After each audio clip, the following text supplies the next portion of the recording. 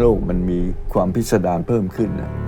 คือสมัยก่อนเนี่ยมันเป็น2ซูเปอร์พาวเวอร์ระหว่างอเมริกากับรัสเซียแต่คราวนี้2ซูเปอร์พาวเวอร์มันอเมริกากับจีนนี่จีนอยู่ใกล้เรา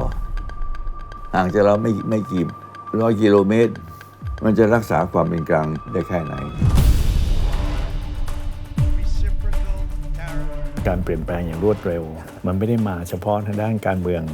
หรือความมั่นคงแต่มาทั้งในเรื่องของการเปลี่ยนแปลงทางเทคโนโลยีที่พัฒนามาในวันนี้นะอีก2 ปีล้าสมัยไปเรียบร้อยแล้วหรือในเรื่องของการเปลี่ยนแปลงของภัยธรรมชาติ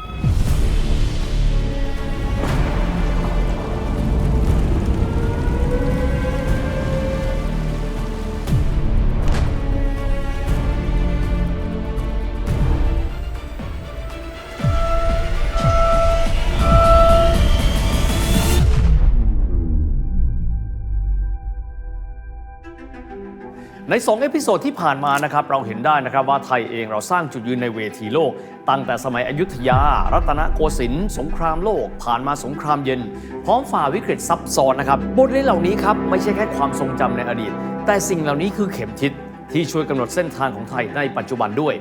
ในช่วงหลายทศวรรษที่ผ่านมานะครับประเทศไทยเราใช้เวทีอาเซียนเป็นสนามแห่งการสร้างสมดุลเราเป็นผู้ร่วมก่อตั้งเป็นเจ้าภาพการเจรจาสำคัญและเป็นตัวกลางครับในวันที่ภูมิภาคนั้นมีความวุ่นวายรวมถึงเป็นประตูเชื่อมเปิดระหว่างเพื่อนบ้านกับมหาอำนาจแต่ว่าในโลกศตวรรษนี้ครับศตวรรษที่ 21 นั้นไม่ได้มีการเปลี่ยนแปลงเพียงแค่แผนที่ทางภูมิรัฐศาสตร์แต่ว่ามันครับคือการเปลี่ยนแปลงกติกาที่โลกนั้นเคยเล่นจากเดิม World War Cold War กลายมาเป็น Trade War Tech War และปัจจุบันก็มี Tariff Warการแบ่งขั้วอำนาจกลับมาอีกครั้งในแบบนี้ครับแต่กลับมาในรูปแบบที่เป็นรูปแบบใหม่ไม่ใช่แค่ทหารกับเรือรบไม่ใช่เพียงแค่เรื่องของสัญญานุภาพแต่ว่าเป็นเรื่องของข้อมูลเทคโนโลยีเป็นเรื่องของโลกไซเบอร์เงินทุนกับโครงข่ายดิจิทัลและการรวมกลุ่มที่ไม่ได้มีเหตุผลเพียงแค่ทางภูมิรัฐศาสตร์นะครับแต่ว่ามีแรงผลักดันทางอุดมการณ์เพิ่มเติมเข้ามาด้วยเมื่อโลกกำลังแยกขั้วหลายประเทศถูกบีบให้มีการเลือกข้างมหาอำนาจข้างใดข้างหนึ่งอย่างชัดเจนแล้วประเทศขนาดเล็กอย่างไทยที่บางครั้งเรียกว่า middle power จะรักษาสมดุลของตัวเองในระเบียบโลกใหม่นี้ได้อย่างไรเราไปหาคำตอบกันในเอพิโซดนี้ครับ This is the Standard Podcast Eye-opening for your ears 8-Minute History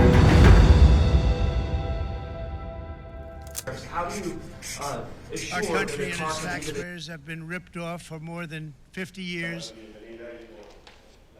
ในบางเรื่องอาจจะต้องเลือกแล้วสมัยก่อนรัสเซียไม่มีความอิทธิพลอะไรกับเมืองไทยเลยแต่จีนขณะนี้มีอิทธิพลในเรื่องการค้าขายเรื่องการติดต่อเรื่องความสัมพันธ์ทางด้านประชาชนเพราะฉะนั้นในหลักการควรจะวางตัวไม่ให้กระทบฝ่ายใดฝ่ายหนึ่งแต่ในบางเหตุการณ์ซึ่งเรายังไม่รู้ว่าจะเกิดขึ้นยังไงหรือจะเกิดขึ้นเมื่อไหร่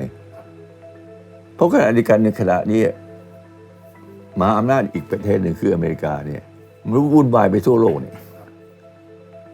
เมื่อ40 ปีก่อนเขาก็วุ่นวายแต่เขาวุ่นวายอย่างแบบแนบเนียนกว่า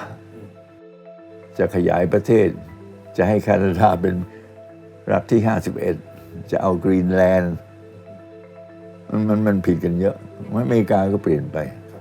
แต่ว่าเราต้องเฝ้าระวังโอ้แน่นอนนะต้องเฝ้าระวังเราย้ายประเทศหนีไปไม่ได้นะคะมหาอำนาจหนึ่งเป็นผู้ภาคีด้านความมั่นคงกับเราที่มีมาอย่างยาวนานนะคะอีกมหาอำนาจหนึ่งเป็นมิตรประเทศที่อยู่ใกล้กับเราแล้วก็มีความสำคัญในเชิงเศรษฐกิจกับเรามาอย่างยาวนานด้วยเช่นกันนะคะในขณะเดียวกันเรามีความสัมพันธ์ในเชิงเศรษฐกิจการอาหารความมั่นคงกับอีกประเทศหนึ่งนะคะการรักษาสมดุลกับทั้งสองประเทศเป็นสิ่งที่ทำได้เราก็ต้องเตรียมตัวให้พร้อมมันจะต้องอยู่บนพื้นฐานของการเคารพซึ่งกันและกันในระดับหนึ่งเรายอมรับได้แค่ไหนณจุดใด ต้องดำเนินไปอย่างมีองคาพยพอะค่ะเพราะว่าเราจะต้องรับแรงกระแทกนะคะในขณะเดียวกันเราก็ต้องหาโอกาสมันทั้งสองส่วนนี้มันต้องทำโดยรักษาสมดุลให้ได้นะคะว่าในขณะที่ถ้าจะมีผลกระทบเช่นผลกระทบเชิงเศรษฐกิจนะคะจากมหาอำนาจบางประเทศที่อาจจะต้องใช้แรงผลักดันทางเศรษฐกิจบีบบังคับเราอะไรต่างๆขึ้นภาษีบ้างอะไรบ้างต่างๆนานาเนี่ยและเราจะทำได้แค่ไหนขณะเดียวกันเราจะทำยังไงเพื่อจะใช้โอกาสทางเศรษฐกิจในขณะที่เขาใช้แรงกดดันหรือมาตรการทางการค้ากับบางประเทศแต่เราอาจจะมีช่องโอกาสทางเศรษฐกิจที่จะได้มาจากสงครามการค้านั้นคือสรุปแล้วเนี่ยต้องทำการบ้านมากๆและใช้สัญชาตญาณอย่างเดียวไม่ได้หนึ่งนะฮะเมื่อทำการบ้านมากๆแล้วเนี่ยก็ขอให้มีความคิดริเริ่มนะทำงานก่อนคืออย่างที่ผมได้กล่าวไว้แล้วเนี่ยเขาชอบพูดกันถึงว่าให้ลู่ตามลมนะผมบอกว่ามันไม่ดีพอหรอกลู่ตามลมเนี่ยมันต้องลู่ก่อนที่ลมจะมานะเราต้องรู้ทิศทางว่าทิศทางมันจะทางไหนแล้วเสร็จแล้วก็ทำซะก่อนทำก่อนดีกว่าแก้เสมอแต่ในทางด้านการทูตเนี่ยคุณไปคาดคะเนอนาคตไม่ได้แต่คุณต้องประเมินว่าในอนาคตจะเป็นยังไงก็เหมือนอย่างที่ท่านนายกขึ้นกับคุณชาติชายบอกว่าต้องมีความสัมพันธ์กับจีนก็เพราะเห็นในอนาคตเลยว่าจีนตอนนั้นก็ยังเป็นประเทศไม่มีอะไรมีแต่พลเมืองมีแต่ในช่วงของ geopolitics เนี่ยแน่นอนครับการที่เราจะโอนอ่อนไปในทุกทิศทุกทางเนี่ยบางครั้งเนี่ยมันก็มีความจำเป็นที่เราต้องฝืนบ้างเหมือนกันแต่ทั้งหมดเนี่ยเราก็ต้องดูว่าพลังหรือกำลังลมที่มาโถมเข้ามาเนี่ยมันรุนแรงหรือเหมาะสมขนาดไหนเพราะฉะนั้นอย่างที่ผมได้เรียนแล้วว่านโยบายการต่างประเทศของท่านนายกรัฐมนตรีแพทองธารที่แถลงไว้ต่อรัฐสภาก็คือเอาผลประโยชน์ของประเทศชาติและประชาชนมาเป็นที่ตั้งเราก็จะได้รู้ว่านโยบายการต่างประเทศของเราควรจะไปทางไหนจะลู่ลมหรือจะฝืนลมบ้างแต่สแตนส์ของเราชัดเจนก็คือผลประโยชน์ของประเทศชาติและประชาชนทุกภาคส่วนของประเทศทั้งภาครัฐภาคเอกชนและภาคประชาชนทุกคนถ้าได้รับการตอบสนองและร่วมมือกันอย่างจริงจังผมเชื่อมั่นว่าเราสามารถกำหนดทิศทางลมของเราได้ด้วยนะครับก็ตามที่เห็นนะคะตอนนี้ไทยเราเลือกที่จะ multi alignment เราก็จับมือกับกลุ่มต่างๆเพื่อที่จะสร้างทางเลือกของโอกาสของเราเอาไว้นะคะในการที่จะเป็นเวทีให้เราสามารถมีเสียงแล้วก็มีความร่วมมือกับประเทศที่มีมุมมองใกล้กันได้แล้วก็เลือกที่จะมีส่วนร่วมในเรื่องที่เป็นประโยชน์กับเราได้นะคะไม่ว่าจะ BRICS หรือกลุ่มเล็กต่างๆก็ตามนะครับเราก็คงต้องหาโอกาสอันนั้นต่อไปอย่างเช่น BRICS เนี่ยก็เป็นโอกาสที่เราเนี่ยจะจับมือกับประเทศกำลังพัฒนาอื่นๆที่มีความสนใจในการที่จะร่วมมือกันเองเพื่อส่งเสริมการพัฒนานะคะรับมือกับปัญหาต่างเช่น climate change นะคะถ้าประเทศอื่นไม่เอาด้วยแล้วแต่เรายังคิดว่าเรื่องนี้เรายังต้องทำต่อไปเพราะมันเป็นภัยต่อเราในขณะที่การที่เราเข้าร่วม OECD เป็นไปเพื่อประโยชน์ของเราเองในอนาคตการปรับปรุงมาตรฐานกฎระเบียบเพื่อการเติบโตที่มั่นคงของเราเองไม่ว่าจะ ACD หรือ BIMSTEC ก็เป็นการขยายความร่วมมือกับประเทศในกลุ่มเอเชียใต้ในภูมิภาคเอเชียก่อนอื่นต้องเข้าใจเล็กน้อยนะครับว่า BRICS เนี่ยเป็นกรอบความร่วมมือของประเทศที่เขาเรียกว่า emerging economy หรือประเทศเกิดใหม่ที่มีศักยภาพด้านเศรษฐกิจสูงจริงๆก็ไม่ใช่ประเทศที่เกิดใหม่ทางด้านเศรษฐกิจนะทุกคนก็คงทราบว่ารัสเซียเองก็เป็นประเทศที่มีศักยภาพมากทางด้านเศรษฐกิจดังนั้นเนี่ยรัสเซียจีนพวกนี้เป็นประเทศที่ประเทศไทยมีผลประโยชน์ทางด้านเศรษฐกิจอยู่มากเพราะฉะนั้นการที่เราเข้าเป็นสมาชิกของ BRICS เนี่ยเราไม่ได้มองว่า BRICS เนี่ยเป็น political bloc และขณะเดียวกันกลุ่มประเทศของ BRICS เนี่ยแน่นอนครับบางประเทศก็อาจจะใช้โอกาส ที่มีความร่วมมือตรงนี้เนี่ยพูดในเรื่องของความร่วมมือด้านการเมืองความมั่นคงมากคือขึ้นอยู่กับผลประโยชน์ของแต่ละประเทศอย่างที่ผมได้เรียนแล้วว่าถ้าเราเอาผลประโยชน์ของประเทศมาเป็นตัวตั้งเราก็ต้องกำหนดท่าทีกำหนดกลยุทธ์ในการที่จะใช้ประโยชน์จากกลุ่มความร่วมมือทั้งหลายให้เป็นไปเพื่อปกป้องผลประโยชน์ของประเทศไม่ใช่เฉพาะ BRICS นะครับในทุกๆความร่วมมือในทุกๆอนุภูมิภาคและภูมิภาคของโลกเราไม่ได้มองว่าเป็นการรวมกลุ่มกันทางด้านการเมืองหรือใช้เป็น political block ในการไปโจมตีใครทั้งสิ้นแต่เรามองว่าเป็นความร่วมมือเพื่อการพัฒนาและความสำคัญของประเทศ BRICS เนี่ยจะเห็นได้ว่ามีทั้งอินเดียจีนรัสเซียเซาท์แอฟริกาแล้วก็บราซิลซาอุดิอาระเบียซึ่งเป็นประเทศที่มีศักยภาพนะครับเป็นประเทศคู่ค้าสำคัญของเราทั้งนั้น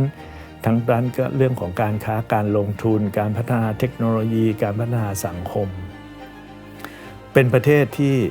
เริ่มเกิดใหม่ emerging ทางด้านเศรษฐกิจนะครับเพราะฉะนั้นเรายังมีกลุ่มหนึ่งนะครับที่เป็นพลังมหาศาลแต่ไม่ค่อยมีบทบาทและไม่ค่อยมีใครพูดถึงนั่นคือกลุ่มของประเทศกำลังพัฒนาประเทศไทยเป็นประเทศกำลังพัฒนาเช่นกันเพราะฉะนั้นการที่จะสนับสนุนหรือขับเคลื่อนให้ประเทศกลับมาตระหนักในคุณค่าของตัวเองและสร้างพลังร่วมกันประเทศที่เป็นประเทศเกิดใหม่ทางเศรษฐกิจทั้งหลายเหล่านี้ก็คือ emerging economies จะเป็นกลไกสำคัญที่จะช่วยขับเคลื่อนศักยภาพของประเทศกำลังพัฒนาจะทำให้เราสามารถสร้างดุลยภาพมากขึ้นในเรื่องของการเมืองระหว่างประเทศซึ่งณขณะนี้ตกอยู่ในมือของกลุ่มมหาอำนาจในขณะเดียวกันเราก็ไม่ได้ละทิ้งกลุ่มอื่นเราอยู่ในกระบวนการที่จะเป็นสมาชิกอย่างเต็มรูปแบบกับ OECD ซึ่งเป็นกลุ่มอีกกลุ่มหนึ่งที่ไม่ใช่เฉพาะในกลุ่มของประเทศในยุโรปนะครับหรือทางตะวันตกแต่ OECD เนี่ยเป็นกลุ่มของประเทศที่แต่เดิมนะครับเริ่มมาจากประเทศที่พัฒนาแล้วแต่ณขณะนี้เนี่ยOECD เริ่มเปลี่ยนแนวคิดนะครับ OECD ต้องการเห็นมาตรฐานในการที่จะมีความสัมพันธ์มีความร่วมมือกันของทุกๆประเทศรวมทั้งประเทศกำลังพัฒนานะครับเพื่อตอบสนองให้ทั้งทั่วโลกเนี่ยนะครับสามารถที่จะอยู่ร่วมกันแล้วก็มองเห็นภาพไปในทิศทางเดียวกันว่ามาตรฐานในเรื่องของการใช้ชีวิตประจำวันมาตรฐานของสินค้ามาตรฐานของสังคมเนี่ยควรจะอยู่ในระดับเดียวกันซึ่งตรงนี้ประเทศไทยในช่วงที่เราเปิดตัวที่เข้ากระบวนการเป็นสมาชิกของ OECD ท่านเลขาธิการของ OECD คือมิสเตอร์แมทเธียส คอมเมนเนี่ยได้เดินทางมาที่ประเทศไทยได้เข้าพบกับท่านนายกรัฐมนตรีมาหารือกับผมซึ่งท่านนายกรัฐมนตรีก็ได้มอบนโยบายสำคัญอันหนึ่งว่าเราต้องการสนับสนุนให้ประเทศกำลังพัฒนาเข้ามาเป็นสมาชิกของ OECD ให้มากขึ้นทั้งนี้เพื่อให้ทุกประเทศในโลกเนี่ยมีดำเนินความสัมพันธ์ดำเนินความร่วมมือระหว่างกันอยู่บนพื้นฐานเดียวกันผมว่าประเทศไทยในขณะนี้นะความสำคัญในแง่ของภูมิรัฐศาสตร์เนี่ยมันน้อยกว่าเมื่อ 30-40 ปีเมื่อ40ปีเนี่ยเรายังมีคุณค่าในด้านภูมิรัฐศาสตร์มากกว่าปัจจุบันหนึ่งเพราะเราอยู่ตรงนี้สองเราเคยเป็นเมมเบอร์ของซีโตเรามีอาเซียนซึ่งแข็งแกร่งตอนนั้นเรามีพื้นฐานทางด้านเศรษฐทางด้านธุรกิจทางด้านอุตสาหกรรมมีขึ้นหลังจากที่ญี่ปุ่นย้ายฐานมาอยู่ที่นี่แต่ปัจจุบันนี้เราอาเซียนก็อ่อนลงไปและไทยเราก็ยังเรียกว่ายังไม่สามารถทำให้คนรู้สึกเกรงใจเราได้ขณะนี้ก็หวังว่าจะมีการเปลี่ยนแปลงไอ้การทำเชิงรุกเนี่ยมันพูดง่ายผมว่าทำตัวของเราให้ดีซะก่อนเพราะเราเนี่ยมันได้เปรียบหลายประการนะพื้นที่ก็มีมากพอประชาชนก็มีมากพอจุดโลเคชั่นก็สำคัญที่สุดเลยแต่เมื่อคุณรักษาให้การเมืองภายในมันวิ่งได้โดยราบรื่นเนี่ย เมืองไทยมันก็จะฐานะของเมืองไทยก็จะขึ้นมาเองถ้าผู้ฐานะของประเทศขึ้นมาไอ้บทบาทของเราก็คงจะมีมากขึ้นในเวทีระหว่างประเทศ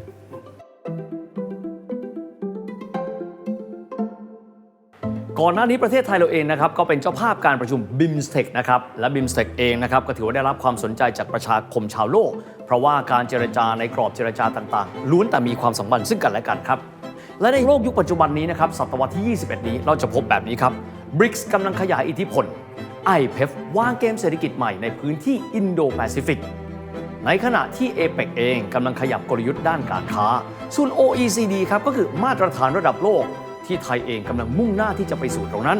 ในขณะที่อาเซียนนี่แหละครับก็คือฐานที่มั่นของบ้านเราความสำเร็จของประเทศใดประเทศหนึ่งนะครับไม่ได้อยู่ที่การเลือกข้างครับแต่คือการเลือกจังหวะที่ไม่ได้อยู่ที่การแสดงจุดยืนที่ชัดเจนเสมอไปแต่สิ่งนี้ครับคือการรู้ว่าเมื่อไหร่ควรนิ่งเมื่อไหร่ควรขยับการตัดสินใจทางการทูตจึงไม่เคยง่ายและก็ไม่มีสูตรสำเร็จตายตัวเพราะในโลกที่เต็มไปด้วยแรงกดดันจากมหาอำนาจประเทศเล็กอย่างไทยเองครับ middle power อย่างเราต้องรู้จักการยืดหยุ่นโดยไม่หักยืนหยัดโดยไม่แข็งกร้าว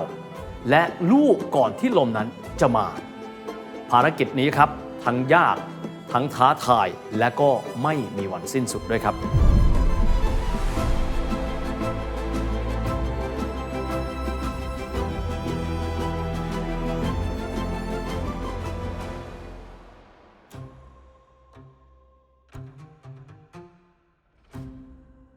ในโลกปัจจุบันเนี่ยประเทศไทยเราไม่ได้อยู่ลำพังประเทศเดียวโลกที่ใกล้ชิดกันมากขึ้นทุกวันเนี่ยคนเราไปมาหาสู่กันได้ง่ายแล้วก็มีสื่อเทคโนโลยีมากมายที่ช่วยให้คนเราใกล้ชิดกันมากขึ้นเพราะฉะนั้นงานการต่างประเทศเนี่ยมันก็เลยยิ่งมีความเข้มข้นมากขึ้นโดยตัวของมันเองทั้งในแง่เนื้อหาสาระประเด็นความเร่งด่วนแล้วก็การที่ต้องเข้าถึงประชาชนความท้าทายของงานต่างประเทศมันก็ทวีคูณขึ้นไปด้วยและโอกาสมันก็เพิ่มขึ้นด้วยเช่นกันเพราะฉะนั้นงานต่างประเทศยุคใหม่ในอนาคตเนี่ยจะบอกว่าสนุกก็สนุกนะคะแล้วมันน่าจะตอบโจทย์คนรุ่นใหม่ที่อยากจะเจอกับความท้าทายหรือว่าโอกาสในรูปแบบใหม่ที่จะสามารถสร้างสรรค์คิดทั้งนอกกรอบอะไรต่างๆได้นะคะจะบอกว่ามันบีบคั้นก็ใช่เพราะว่าหลายครั้งอยู่ต้องทำงานแล้วปรับตัวสิ่งต่างๆและภาวะที่จะต้องเผชิญตลอดเวลาวันหนึ่งอาจจะเจอกับสงครามหรือภัยพิบัติหรือวันหนึ่งอาจจะเจอกับอยู่ต้องไปจัดงานเพื่อโปรโมทประเทศไทยหรืออีกวันต้องไปเจรจาเพื่อจะ break deal อันนี้ให้ได้นะคะ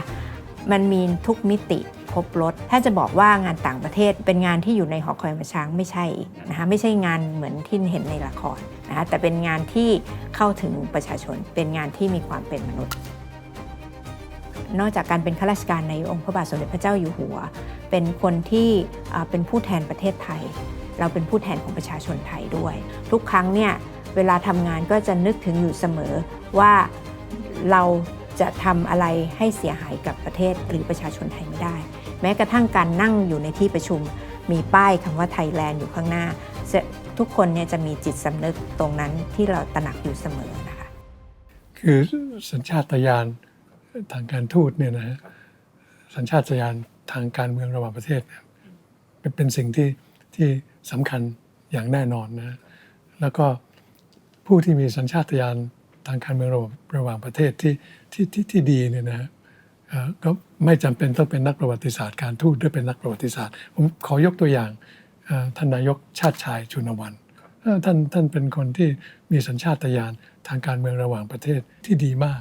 แต่ก็มีนักการทูตท่านอื่นๆที่มีลักษณะเป็นนักวิชาการด้วยนะฮะยกตัวอย่างดร.ถนัดคอมันหรือว่าเสด็จในกรมนาราพระองค์วรรณเนี่ยนะในช่วงของการเป็นนักการทูตอาชีพความสำคัญที่สุดก็คือในอดีตนะครับอาจจะไม่เหมือนในสมัยนี้ว่าการดำเนินความสัมพันธ์ระหว่างประเทศหรือการดำเนินนโยบายการต่างประเทศเนี่ยอาจจะไม่ซับซ้อนเท่าในปัจจุบันนะครับทุกท่านก็ทราบว่าการเปลี่ยนแปลงอย่างรวดเร็วในทุกๆด้านในทุกๆมิติมันทำให้นักการทูตมืออาชีพเองก็ต้องปรับตัวนะครับผมเห็นว่าสิ่งสำคัญที่สุดเนี่ยคือความเข้าใจในบริบทของทุกบริบทอย่างแท้จริงนะครับ มันไม่น่าจะเป็นไปได้นะที่ประเทศไทยจะไม่มีนักการทูตที่ปราศจากสัญชาตญาณแล้วก็ภูมิหลังนะในประสบการณ์ของผมเนี่ยเป็นข้าราชการมาตลอดชีวิตเนี่ยนะผมได้พบแต่ผู้ที่มีสัญชาตญาณและมีความรู้ดีๆเสมอมา